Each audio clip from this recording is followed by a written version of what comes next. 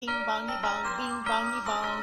This is Joe, the bearded historian. He'll tell you an interesting story. Be careful of his soldiers, they can be brats. This is Angel, she's an entity. She'll cause chaos and plant her hands at you. This is Sue, she likes spirits, not the alcohol. She's the reason this channel exists. This is David, he likes fire trucks. He's here occasionally. Bing bongy bong, bing bongy bong, bing bongy bong. We preserve his story. Welcome to Hump Day. Today we're having a special Wayback Wednesday. Today is the birthday, or anniversary I guess, of the first geocache being placed. We've had a couple shorts about our geocaching adventures yesterday and today. Check those out if you haven't seen them. And now for our shout out. We've got a special shout out. We got some mail, so we're going to do that. Okay, here we go. Shout out time. Here's a shout out just for you. You support me, so I support you. This shout out is for our friend, Crazy Crafter. Hang on a minute. Okay, this is just a crazy girl out for outstanding adventures, crafts, vacations, running narco videos, DIYs, hauls. So check her out, like, share, comment. And now, time for the mail. Hold on. So in here, we've got, that's kind of fun, a summary thing. It says, fill life with smiles. It's got some very cool stuff on there. And then, of course, a card that says thanks. And then it says, but Files, thank you so much for supporting my channel. It is much appreciated. So that is good. And I'll have to make sure to put her name on my list of names. Yes, I'm making a list. It will be mostly included in the next video. Enjoy the video. Bye. Go ahead, Mr. Bud. Tell us something interesting. This one actually is an interesting date that took place back in the year 2000. You know, back when dinosaurs still ruled the earth, and before, you know, you had to rub two rocks together to get sparks to make a fire. But the interesting part in 2000, on May 2nd, was the birth of the upgrade of GPS technology. For those of us who were, you know, living in a cave about that time, GPS originally was you might say it was a military project that helped coordinate satellites for accuracy of using things like, telemetry for rockets, locating certain things on the planet as needed. Satellite technology basically back then was still pretty close to the next great stage up. Well, what happened on May 2nd, 2000, about midnight on the eastern coast, a great blue switch, as they called it, controlling selective availability, was pressed. And 24 satellites circling the Earth processed new orders, and instantly the accuracy of GPS technology improved tenfold. Tens of thousands of GPS receivers around the world suddenly had an instant upgrade. Now, the announcement came a day before as a welcome surprise to everyone who worked with the GPS technology. The government had planned to remove selective availability, but until 2006 to do so. Now, said the White House, anyone could precisely pinpoint their location or the location of items, such as game items, left behind for later recovery. How right they were. Now, for GPS enthusiasts, you had to think about how much this was going to change things. First of all, for those of us who are truly old, maps were still a great thing. Maps could take and lead you down roads. They could get you through trails. You could take and, you know, find your way hiking up to peaks, finding caves, fun stuff like that. Finding ghost towns. Well, with GPS, all of a sudden you had coordinates. With the coordinates in a system, you could plug these bits of data in, and all of a sudden you would have a really clear image of exactly what you were aiming for. You think about Google Earth, in its infancy. Now, how this all started affecting the rest of us. Back in 2000, a fellow named Dave Omer was a computer consultant, and he wanted to see how this whole thing would work. So the day after it was turned on, he decided to take and make a navigational target in the woods. He called the idea the Great American GPS Stash Hunt and posted it in an internet GPS users group. The idea was simple: hide a container out in the woods, note the coordinates with a GPS unit. Kind of like, well, a treasure hunt. Kinda.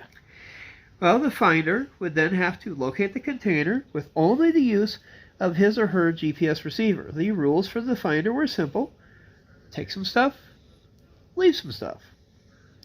Well, on May 3rd, he placed his own container, a black bucket, in the woods near Beaver Creek, Oregon, near Portland. Along with a logbook and pencil, he left various prize items, including videos, books, software, and a slingshot. He shared his waypoint of his stash online with the community at sci.geo.satellite-nav in 45 degrees, 17.460 west, 122 degrees, 24.800. Well, the idea apparently started off pretty quick, because within 3 days, 2 different readers read about his stash on the internet, using their own GPS receivers to find the container, and shared their experiences online. Throughout the next week, others excited by the prospect of hiding and finding stashes began hiding new and innovative ideas on the internet. The concept spread quickly, but this one required leaving your computer to participate. Oops. You could exactly haul a desktop out into the woods. Yeah, back then they didn't have phones. They were portable. Yeah, back in the days. Well, what would happen within the first month is Mike Teague, the first person to find Ulmer's stash, began gathering the online posts of coordinates from around the world and documenting them on his personal homepage. The GPS Stash Hunt mailing list was created to discuss the emerging activity. Names were even tossed about to replace the name Stash due to the negative connotations with the name. One such name was geocaching. Geocaching! Now, geocaching, first coined by Matt Sturm on the GPS Stash Hunt mailing list on May 30th, 2000, was the joining of 2 familiar words. The prefix geo, for Earth, was used to describe the global nature of the activity, but also for its use in familiar topics in GPS such as geography. Caching, from the word cache, has 2 different meanings, which makes it very appropriate for the activity. A French word invented in 1797, the original definition referred to a hiding place someone would use to temporarily store items. The word cache stirs up visions of pioneers, gold miners, and even pirates. Today, the word is even used in the news to describe hidden weapons locations. The second use of cache has more recently been used in technology. Memory cache is a computer storage that is used to quickly retrieve frequently used information. Your web browser, for example, stores images on disk, so you don't have to retrieve the same image every time you visit similar pages. The combination of Earth, hiding, and technology has made geocaching an excellent term for the activity. However, the GPS Stash Hunt was the original and most widely used term until Mike Teague passed the torch to Jeremy Irish in September of 2000. Now, the first few months, geocaching was confined to existing experienced GPS users who had already used the technology for a lot of outside activities like backpacking, boating, and most had the existing knowledge of GPS and a firm grasp of the obscure lingo like datums and WGS84. Now, due to both the player base and the newness of the activity, players had a steep learning curve before going out on their first cache hunt. Tools were scarce in determining whether a cache was nearby, if one existed at all. Kind of like us out here in the Black Hills. Now, As with most participants, Jeremy Irish, a web developer for a Seattle company, stumbled upon Mike Teague's website in July while doing research on GPS technology. The idea of treasure hunting and using tech gadgets representing the marriage of two of his biggest interests. Discovering one was hidden nearby, Jeremy purchased his first GPS unit and went on his first hunt the following weekend. After experiencing the thrill of finding his first cache, the Irish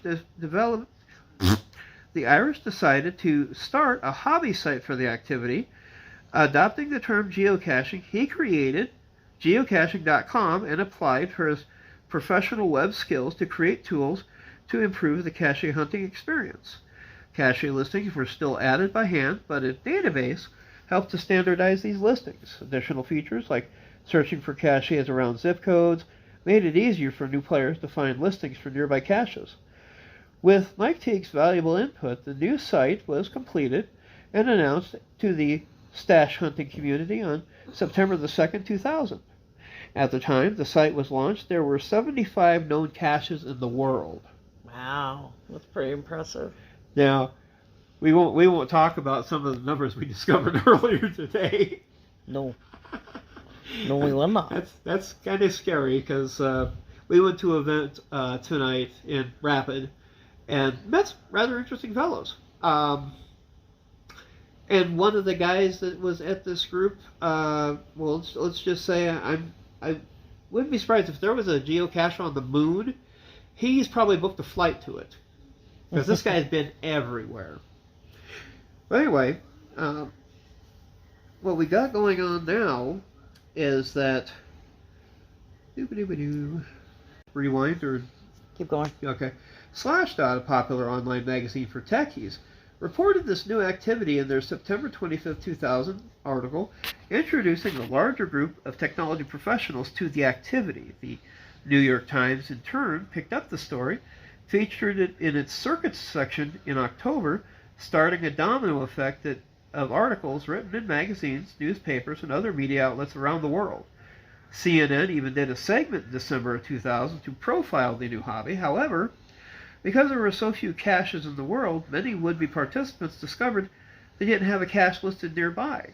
Many wondered whether anyone would bother looking for a cache if they hid one in their area. The growing community chanted the mantra, "If you hide it, they will come," to the newer players. After some reassurances, pioneers of the hobby started placing caches just to see whether people would go find them, and they did. Through word of mouth, press articles, and even accidental cache discoveries, more and more people have become involved in geocaching. First started by technology and GPS enthusiasts, the ranks of geocachers now include couples, families, groups from all walks of life. The excitement of the hunt appeals to both the inner and outer child. Today you can do a search on just about anywhere in the world and be able to walk, bike, or drive to a nearby hidden cache.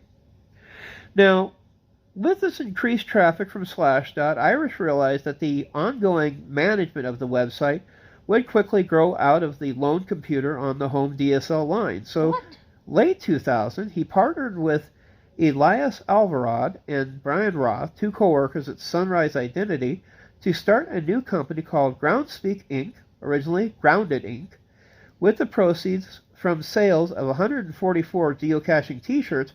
They moved the machines into a hosted environment in downtown Seattle. The founders continued to work for Sunrise Identity while managing the new company and website in their off hours. What's your day job? You don't want to know what my night job looks like. After several years working on the website, Jeremy and Elias were able to raise enough through premium memberships to make Groundspeak a full-time job. By late 2005, Brian Roth finally became a full-time employee at the company. Now, Jeremy Irish, Ellis Alvarado, and Brian Roth continue to operate the website today. They are supported by a small team of Groundspeak lackeys and over 100 geocaching volunteers worldwide. Now, special thanks does go out to Sunrise Identity, who was gracious enough to support the shop Groundspeak site in the early years, and KillerLink, which continues to help us with network operations, bandwidth needs, and security on the website. Now, special thanks does also go out to the unsung heroes who maintain and review the ever-growing list of caches listed on the website.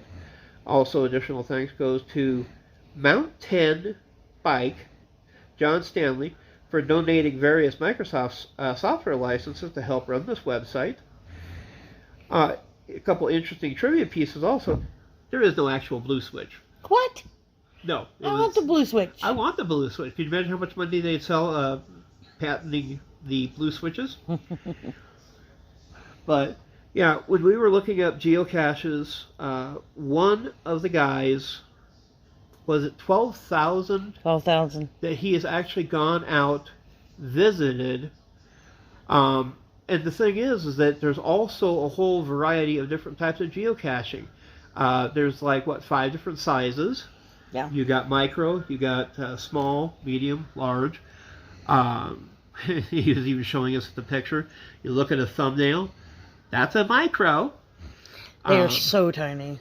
And then you got Sue showed this to me, which in a way it actually helped. Because if it wasn't for Sue showing it to me, we wouldn't have found that one in, where was the one that we had to pull the top of? Newell. When we were looking for this one geocache by their track, we were like, okay, the map says it is somewhere around here. Well, we went to the area, and over by where were a couple outhouses, we poked around the fence, we looked along the side, we looked between, we looked under, didn't see it. So then I dawned, I was like, inside one of the pipes from the fencing. So went over, unscrewed it, and sure enough, it was hiding in there, just mocking us, like, hello. Hello. But the big thing that also, I think that, with the GPS satellites, satellite technology for what we have come from, again, like everything else, we can blame the military, or you can be glad that, scientists have managed to find a way to improve things. Some of the first satellites, all they were used for was just general communications. We would have to use aircraft to make original photographs of things like troop movements or positions or front line locations dating all the way back to World War I and World War II. Then, once they started discovering how expensive it was to fly things like the SR-71, a single flight would only cost you $1 million. They started discovering that you could actually replace the cost of a flight with a satellite with cameras. And you also have the advantage that whereas a SR-71 has to be refueled every so often, a satellite goes up, and with maybe 1 or 2 course corrections, it can be where it's needed. But then, they were looking at the fact that navigation became kind of a key factor in this whole thing. And the GPS satellites, they figured with a geosynchronous orbit around the planet, you put up 24 satellites, and you can see pretty much the entire planet without much work. All of them are pretty much, radio satellite arrays are set up to keep their courses working accurately. Thankfully, they haven't had any, I don't think, run into anything like, space debris or something like that. But for the most part, they do their job, and they do their job very effectively. And thanks to the website Sue has for the program, we're able to go out and explore with our newfound friends in the world of geocaching. And basically, we took a piece of plastic Tupperware, put some stuff inside, and hit it, and said, come find my treasure. We have treasure out there, kids. Not yet. Not We yet. are working on it. One of my prizes is almost here. I want somebody to go find mine once we release them. So First, we have to figure out where to put it. yes. But we will show you that when it gets here. Mm-hmm. I'll make a few calls. I won't say anything about Meade County.